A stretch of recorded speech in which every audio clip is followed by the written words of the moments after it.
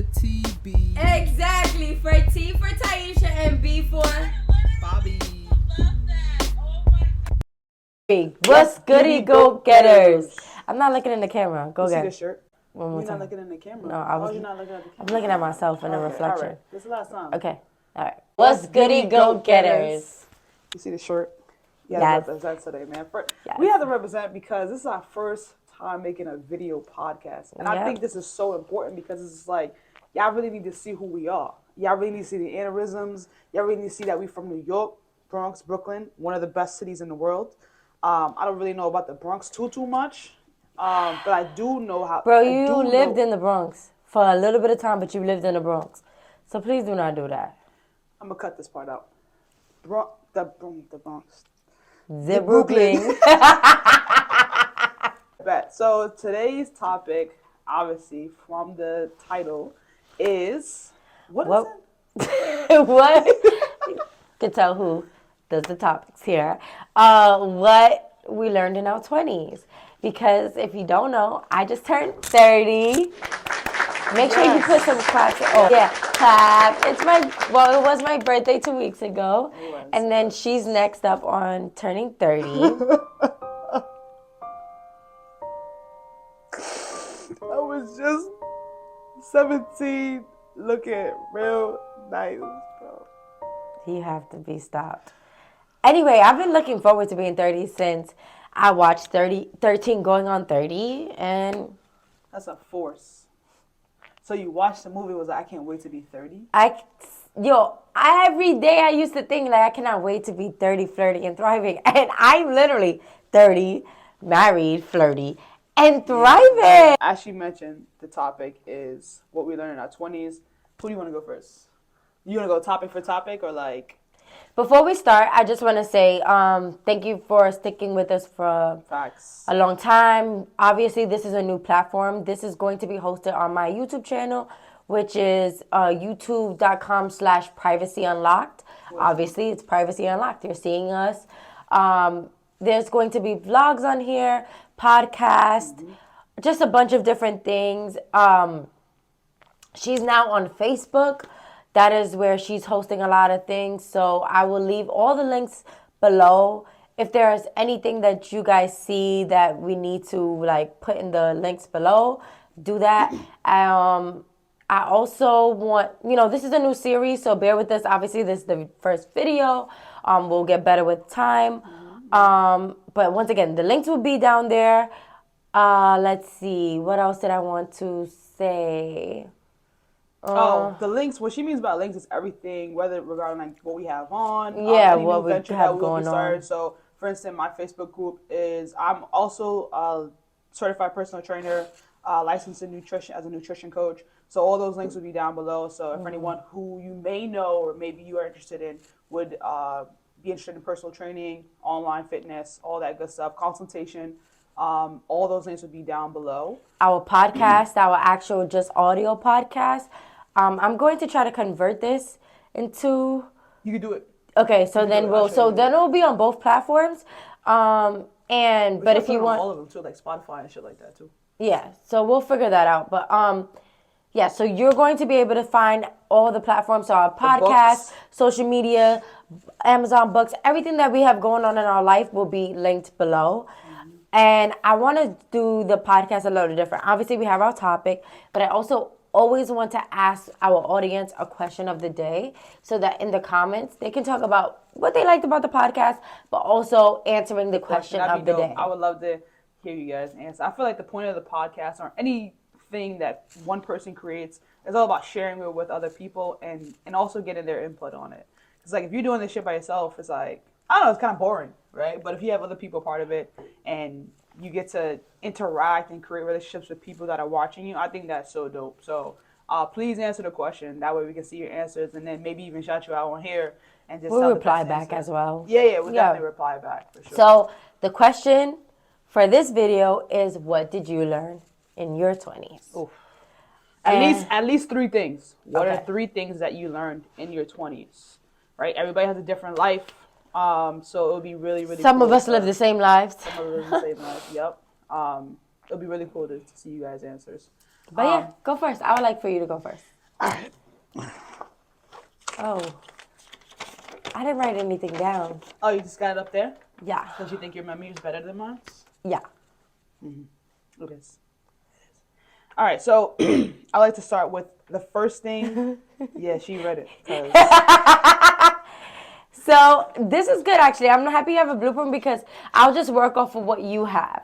So Yeah? like if so what if like you could say I feel like we things. kinda and got then- the same thing, Yeah, yeah. so that's what I'm saying. Like you'll say one and I'll say that. Like I'll answer the same thing. Okay, To your all right, prompts. all right, Okay, all right. good. All right, so the first Good thing. job. You did your homework. Thank you. Point for Bob. Yay. Yay. And hug. Hey, hug.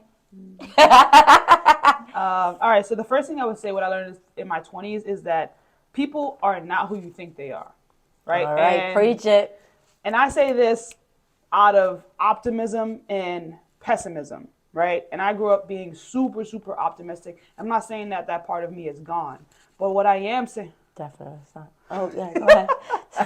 but what I am saying is that, oh man, like people will tell you who they want to be first before who they actually are, right? Which puts you in a position of firmly, depending on if you're an optimistic person, and me being an optimistic person, I believe those things, right? And if I believe those things that people are telling me, you know, whether I am buying courses, whether I am listening to people on social media saying they are at this part of their life when they're probably not even in that part of their life, but I'm taking their advice, I'm listening to them, I'm being influenced by them, I'm taking that not with a grain of salt, but with a bag of salt. You know what I mean? And now that I'm consuming all this salt, now I'm being overwhelmed, right? Because I'm just like, damn, I'm listening to all this advice, I'm taking all these courses, I'm listening to these people who are in this part of their lives, and I'm not even getting the results that I want to get, right? And I'm really saying this from a business aspect because that's where I feel like where I was focused at in my 20s a lot. Yes. Is the business part of my life. So I bought a lot of courses. I listened to a lot of mentors, a lot of coaches. A lot of I money. spend thousands of dollars on courses. About 7,000 to be exact. Maybe even more than that. Like just on courses alone. Yeah, that's yeah. not including like classes and like you're all right, the other because the stuff. real estate courses too. Yeah. So Yeah. people aren't who they say they are. So you just gotta take it with a grain of salt. Right? Yeah. Be optimistic, but take it with a grain of salt. And I heard this quote from Pinterest, actually. I like Pinterest, actually.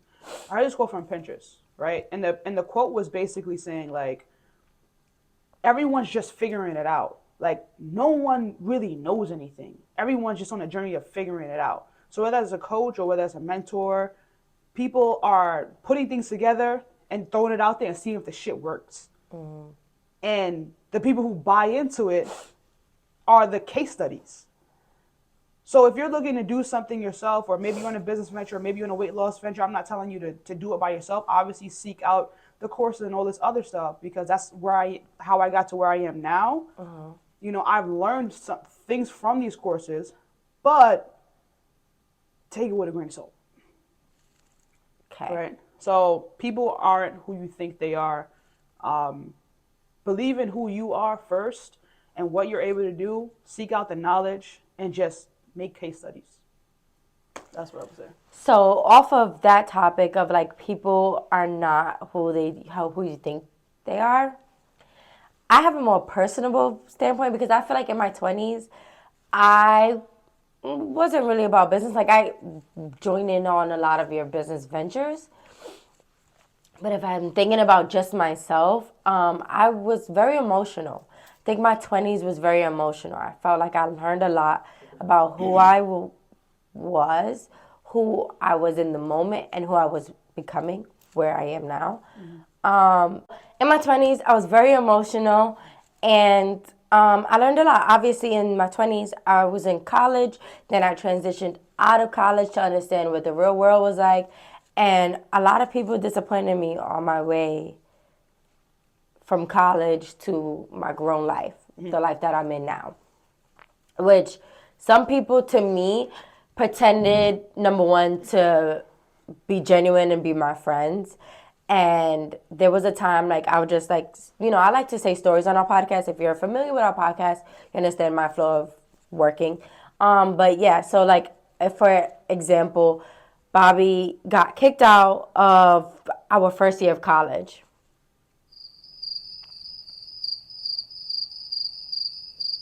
Can I not say that? Okay. She got kicked out our first year of college, and it was very devastating for me. Like, obviously, we came from high school to college together. Born and raised in New York. We moved to Rhode Island together. You know, it was like I felt like life was starting with us, obviously, because we're not in our parents' home, and, you know, we have all these promising things that we, you know, I felt. Okay. Anyway, other than that, there's other things you could do. But yeah, that was the main thing. But whatever. You're blowing my That's the hand you sneeze with. Don't.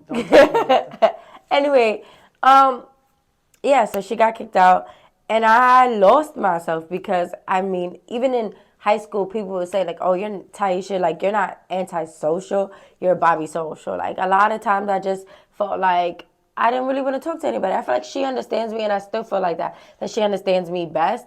So, you know, I didn't really want to talk to people. Anyway, she leaves school, gets kicked out, and we go through our rough patch because obviously I'm still in school, she's back home. It's a lot of stuff going on in her end, and I'm trying to find myself. And I feel like I attached myself to like a group of people, which had a lot of genuine people in that group of people.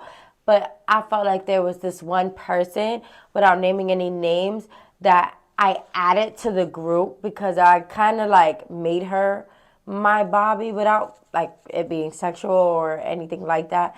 It was just like I clinged on to her. Like I just needed like another clingy person. Like basically, like to example, the best example for what I was going through is like a Kylie Jenner and Jordan Woods type of thing where you saw them together all the time. If you're familiar with gossip and stuff like that, you saw them all the time. They were very codependent of each other, and I felt like I didn't have that with Bob anymore. So then I went ahead and reached out for it, and then Bob came back to school, and that's when I noticed this person wasn't who I thought they was.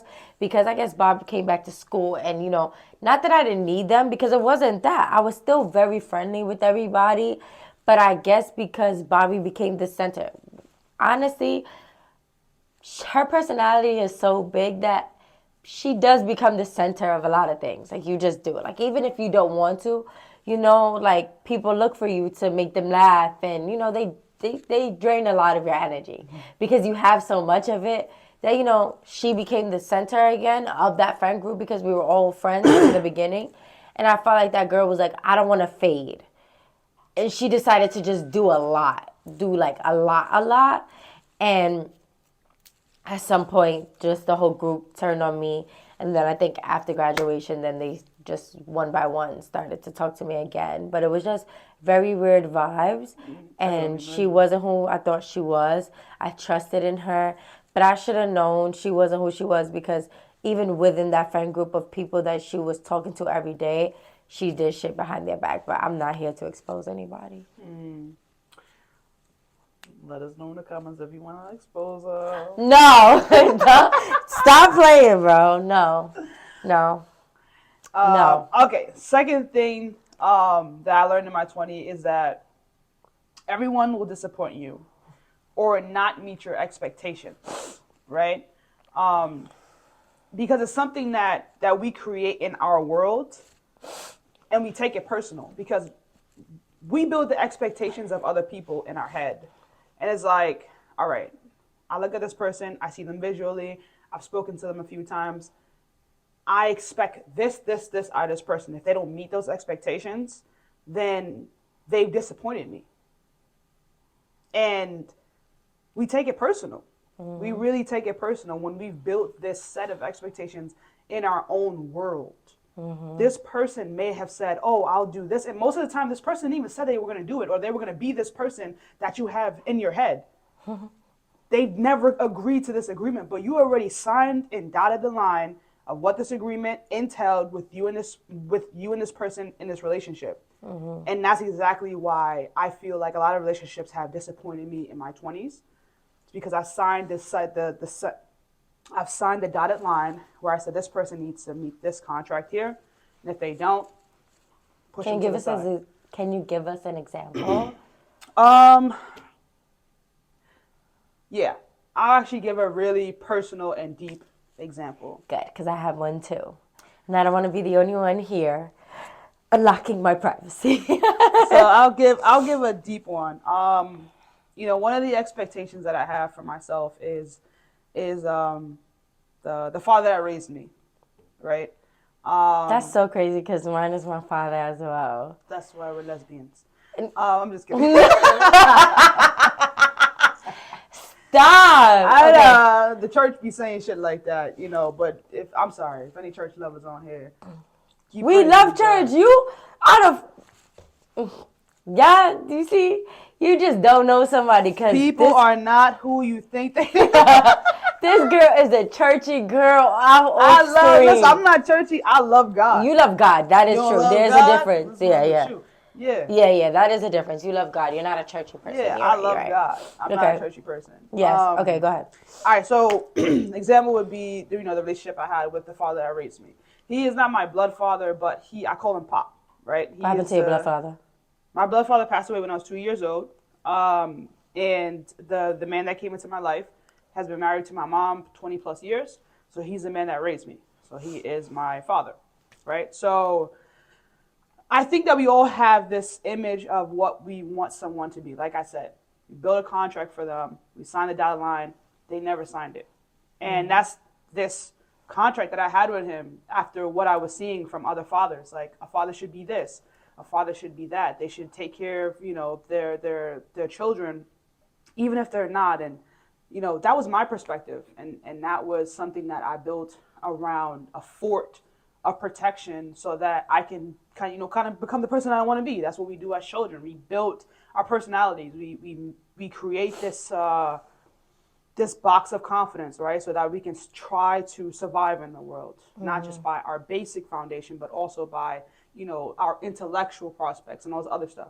But anyways, so I felt like he wasn't there for me the way I wanted him to be there for me, right? He wasn't doing the things that I thought a father should do, right? He wasn't as communicative. He wasn't as intimate as I wanted him to be, right? And there was I felt like there was a lot of verbal abuse, right? There was also a lot of other things that I probably won't mention here that I felt like a man shouldn't do or shouldn't be, especially, seeing this as a child. So, but that's where the contract started up.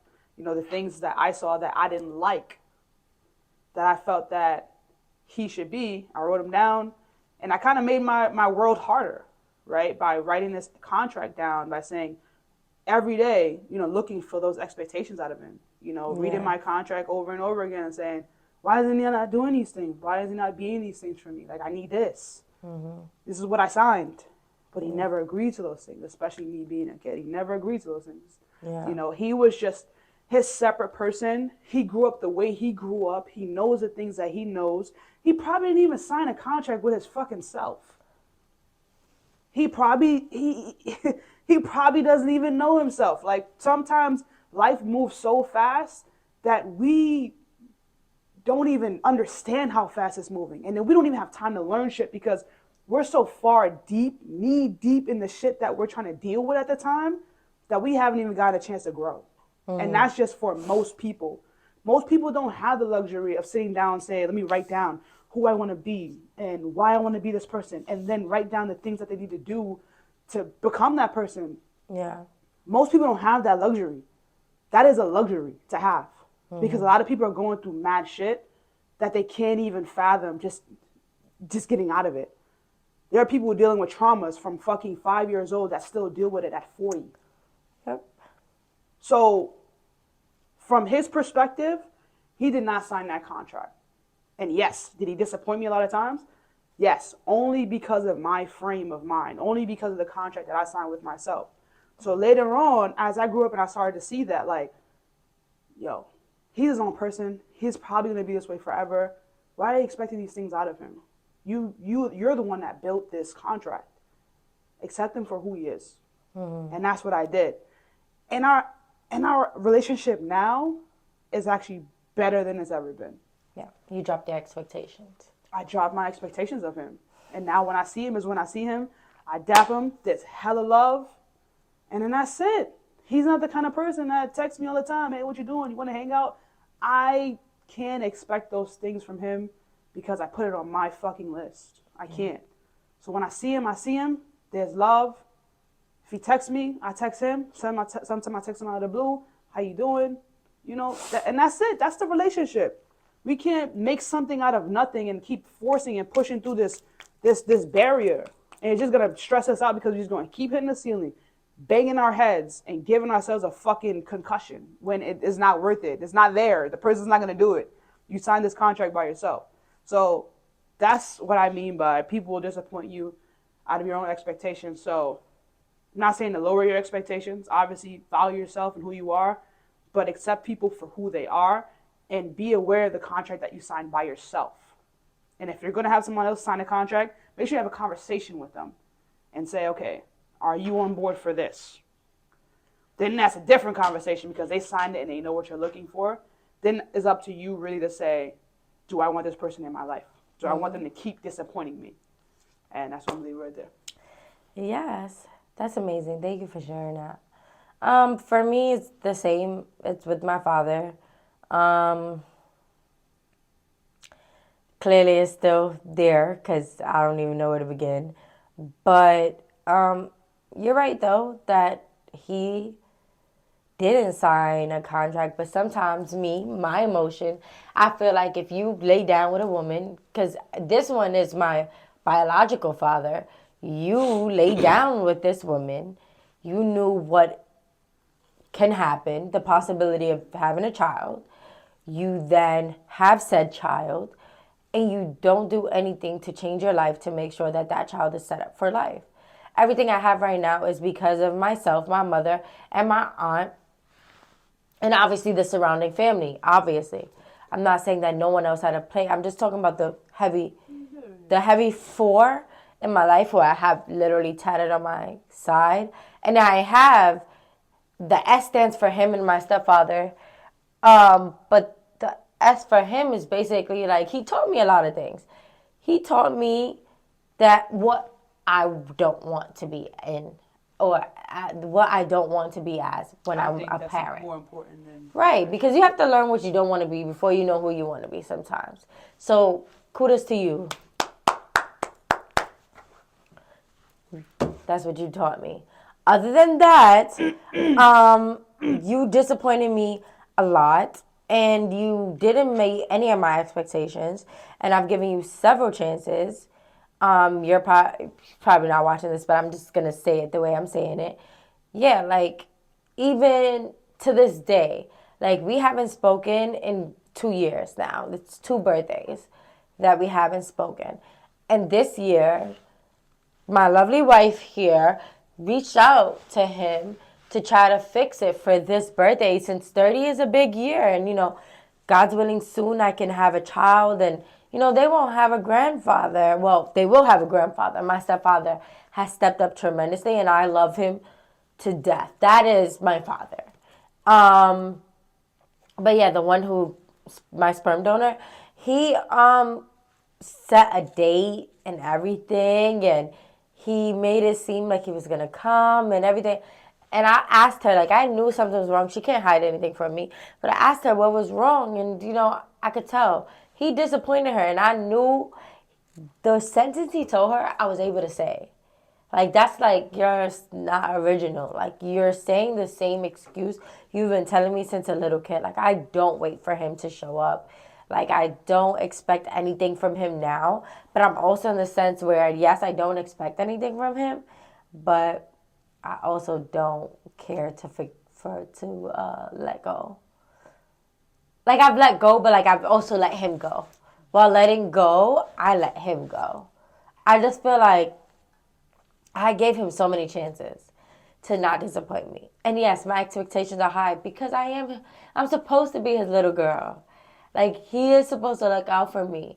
Why is it that our mothers, especially I can only speak from the African American and Latina community, that our mothers are our backbones. And sometimes we can shit on our moms and go like, dada as our first words, or we see how hard our mother is being on us and our father not being really there, but we're like, oh, we imagine that he would be better.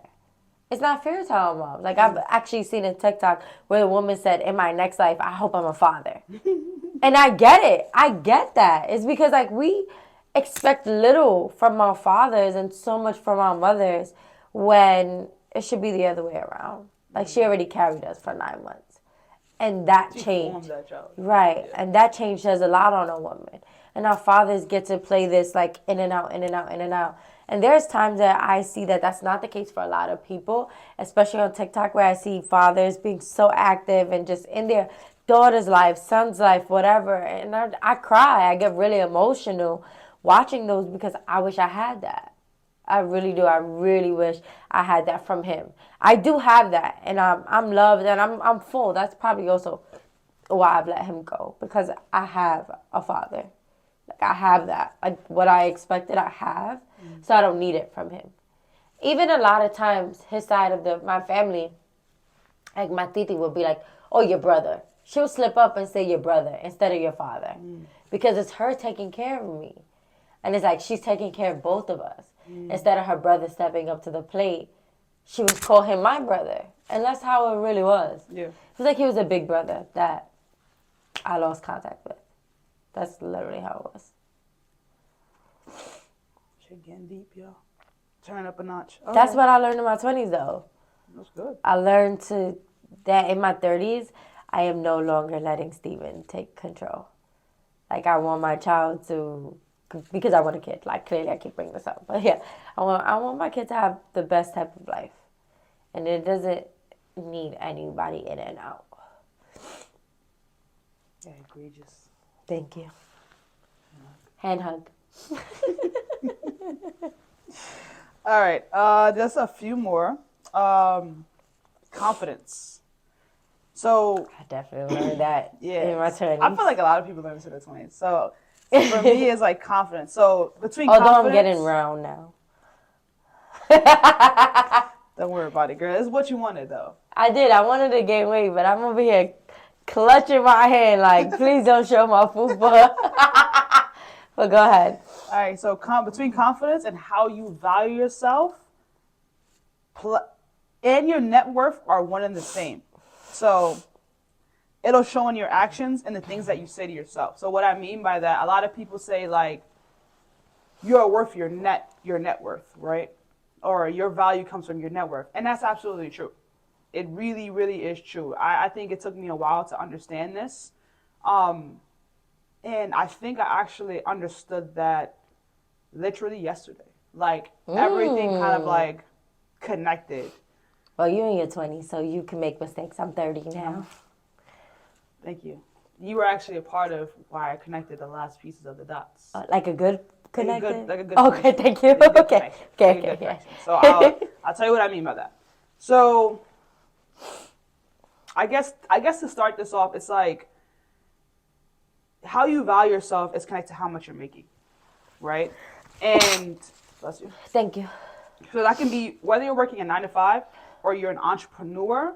Those things are directly connected, right? So entrepreneur-wise, right, I found myself not giving myself enough credit and not, bless you, Thank you. not giving myself enough credit and not putting a price tag on what it is that I worth, because I never knew how much I was worth, right? So, and it's hard. It is hard to create a price tag as an entrepreneur because, one, there's so many other entrepreneurs probably doing the same thing that you're doing, right? And then you never know the limit and the cap of how much you need to learn to start charging the amount you want to charge. It's like it's like a well, right? You keep filling your well, but if the well is in the ocean, it's going to keep pouring back into the ocean, so you never know whether you're full or not.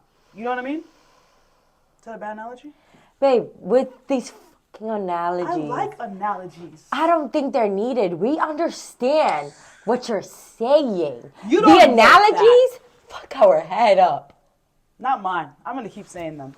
So you just never know how much you need to learn in order to start charging the amount you want to charge as an entrepreneur. And then as a person that works at 9 to 5 job, or you don't want to be an entrepreneur, you just want to be in the corporate world, whatever, you never know your value until you go to seek it, right? Because a lot of times jobs can hold you back, right? And you be like, damn, like I deserve a raise, like I deserve to make this much money, and then your emotions kind of get in the way in regarding like, am I really worth this? Because you're not confident in yourself. Like I said, it's either confidence or how you value yourself, right? It's connected to your net worth, right? So if you're in a 9-to-5 job, you're not confident enough to make the leap or to make the step into either asking for a raise or move another job that says I'm worth it, or to gain another skill to make sure that you are worth, that you're valued at that.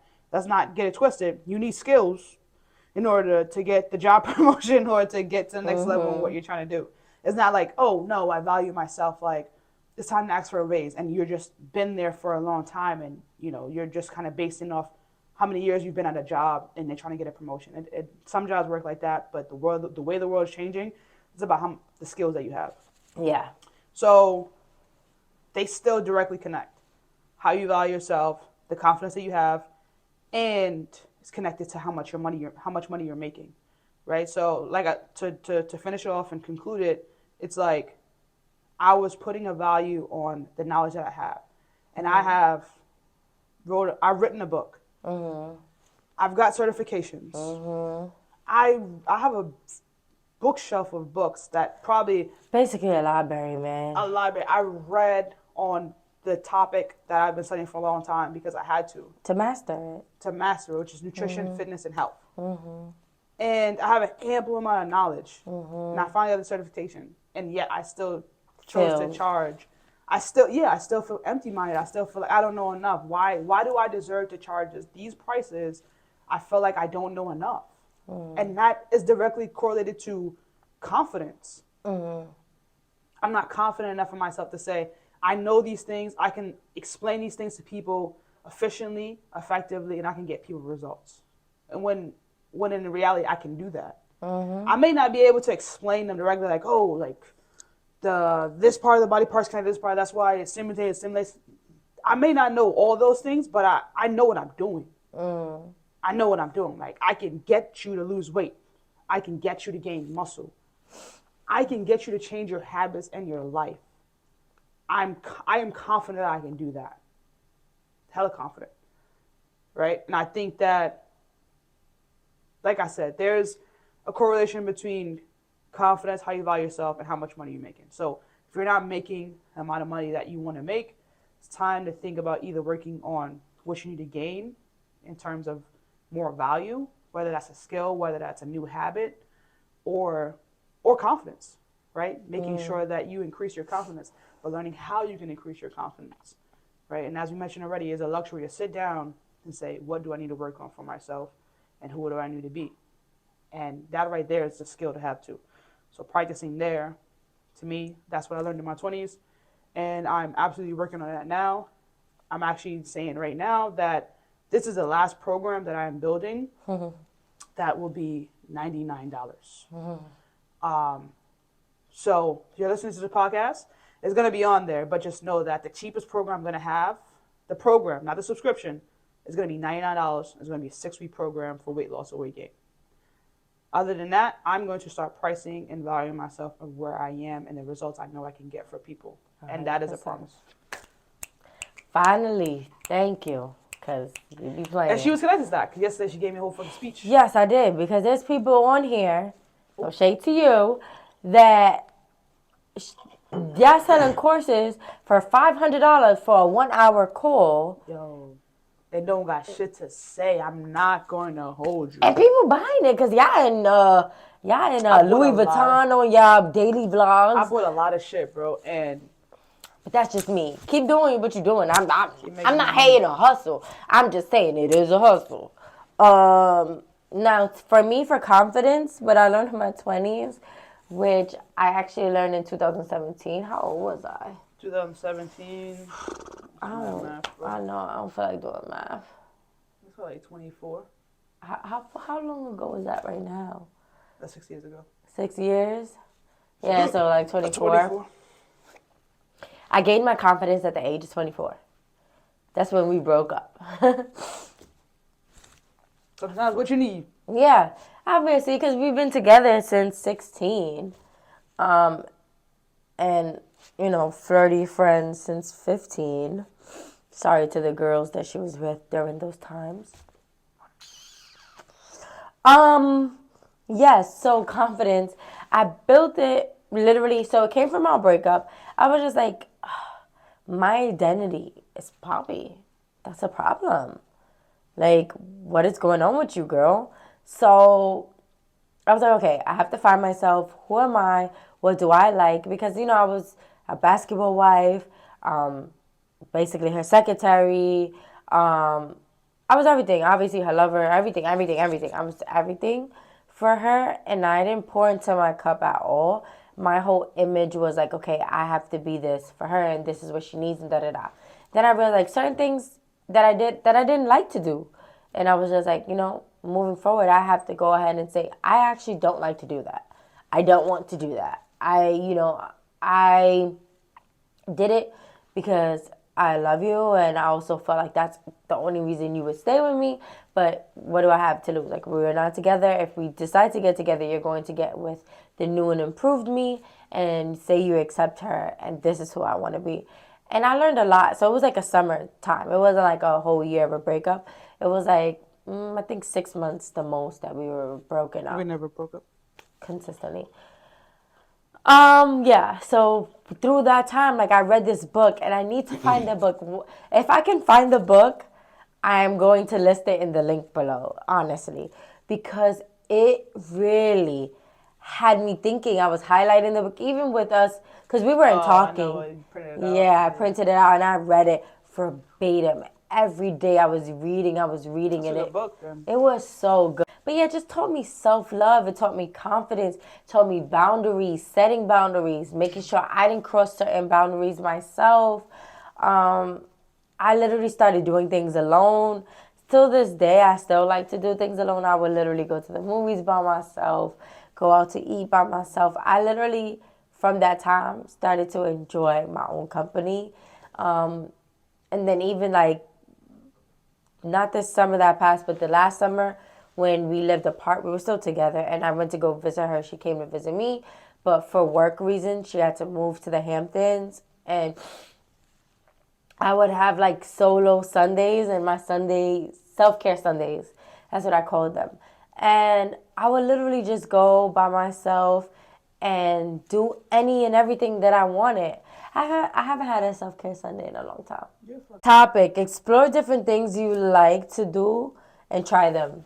Yes, explore different things you like to do and try them. So connected very much to, what she just mentioned, which is just like, getting out, figuring out who you are and just trying to understand yourself better. I think that it's very important to, yes, master a craft, but the full saying, I should just learn this. The full quote is, "Jack of all trades, master of none, do oftentimes better than master of one." So, Oh yeah, because they were trying to make it a negative. They would cut it off and go, they try to make it a negative, but actually the whole thing is positive. The whole thing is positive. Like, I found that so intriguing. Like, this girl told me at my job, and she was just like, I was like a jack of a... I feel like I told you that, but okay. Let's give the credit of the girl at your job. Baby, you didn't tell me this. All right, you right.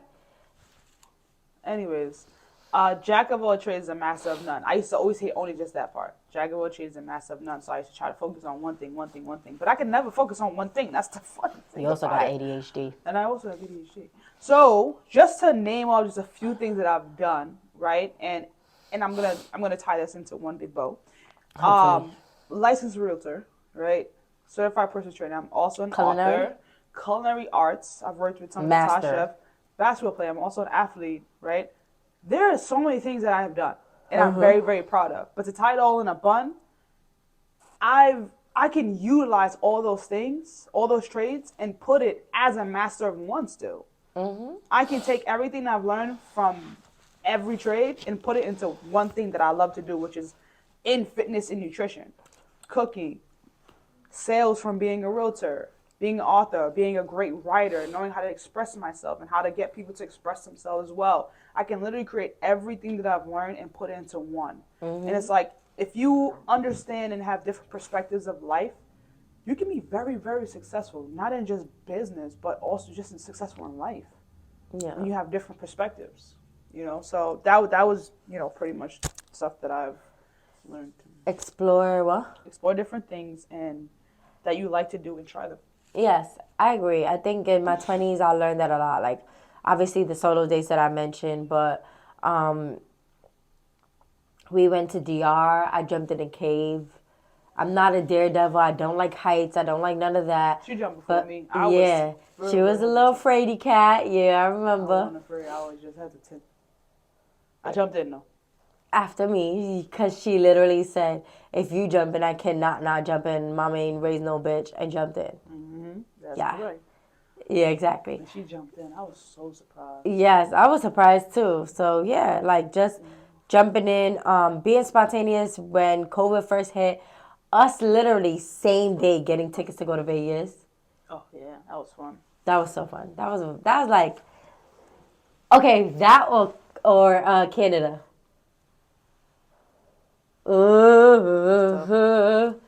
Yeah. Yeah. And both trips is just us two. Yeah. We like trips with just us two. We have to stop inviting people to our trips. But I can't choose because those two trips were top freaking tier, bro.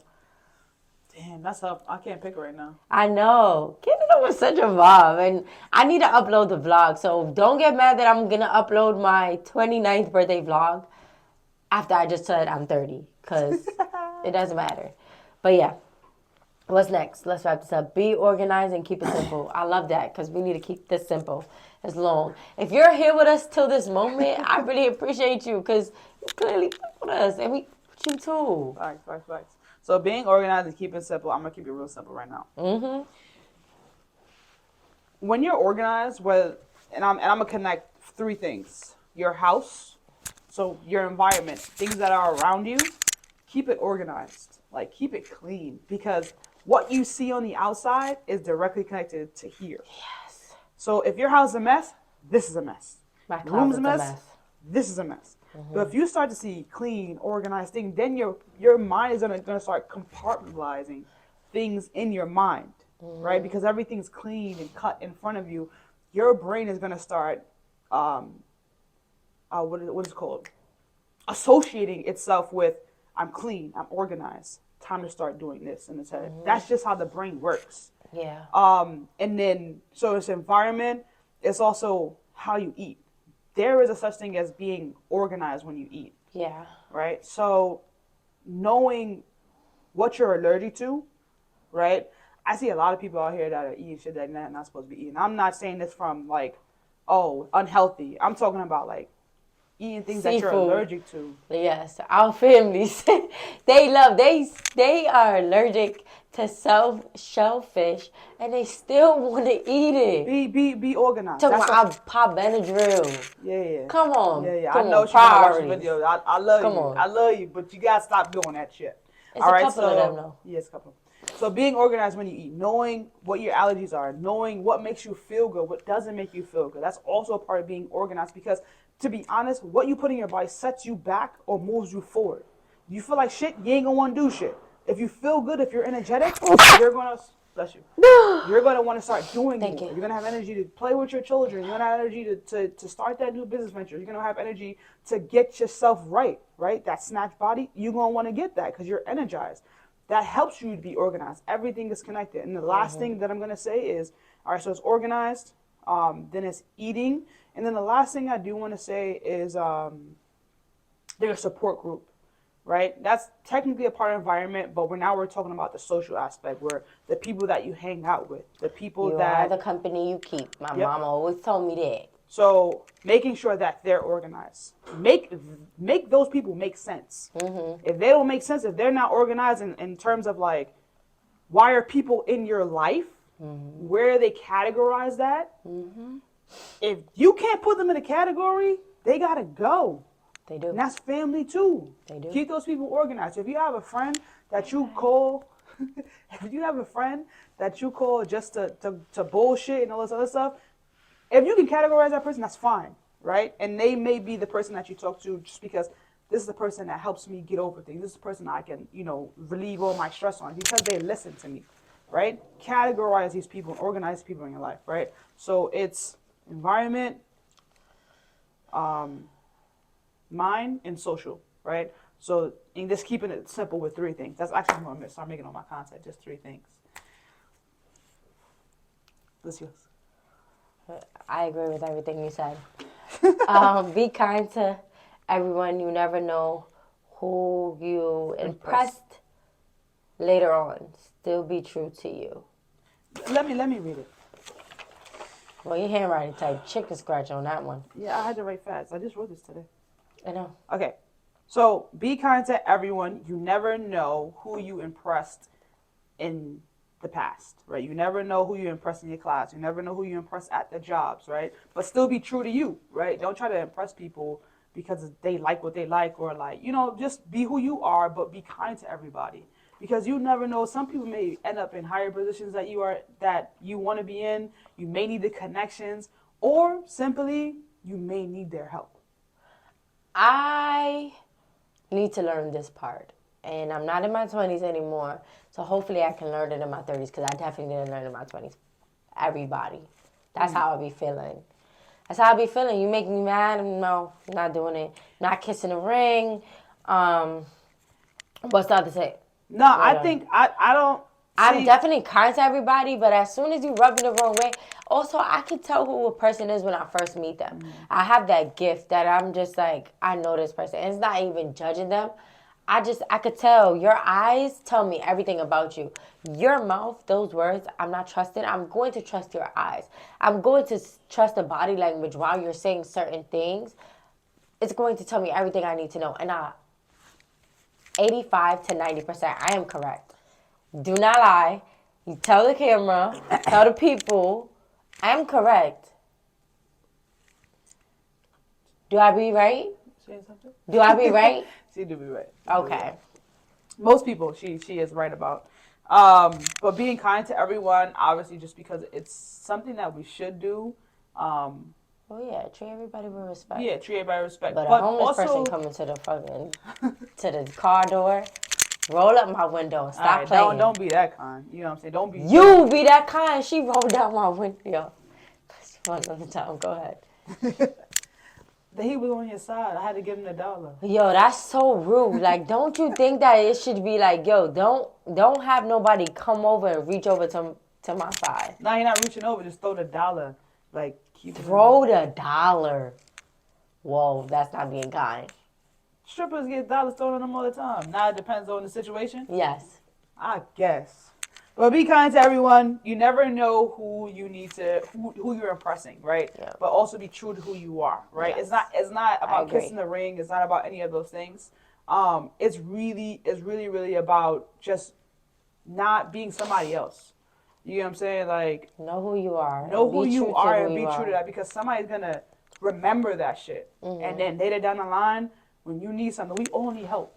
Yeah, we do. Need help. You know what I'm saying? Whether that's you getting to the next level in your life, whether that's you needing to talk to somebody else, whether that's you asking for money. You know what I'm saying? Yep. We all need help. Sure. And the person that's watching you before and the person that you treated kindly, I promise you, they're more likely to help. They're going to remember that. People remember kind acts. And most importantly, people remember the bad shit you did to them before they remember the kind shit that you did to them. So just be kind to everybody. That's what I would say. I learned that in my 20s, to be kind to everybody. Understood. You're so fun. Thank you. Same. No, you're so fine. You want a kiss? We need to not care about what people say. Open! Here we go, please. Oh, like, comment, subscribe. Like, comment, subscribe. Like, please, share. And share. Oh my God, please share. Tell your friend, tell your mama, tell your grandma, tell everybody. Anything you do. I don't give a fuck if you share it and they don't watch it. Just share that shit. I don't even care if you don't watch it. Like, have it in the background, even on mute, but then let it play to the end. Just play, man. Because somebody's gonna like us. Somebody's gonna like us. Come on. People in our real life like us. Like, they mean us to be like. Like, I mean, we're the oldest of, like, the kids and siblings and stuff. 8? What? Put together. 7. All right, we gotta go. Bye. What's the Yo, my T, stomach is B? growling like What's bitch. the TB? Exactly. For T for Taisha and B for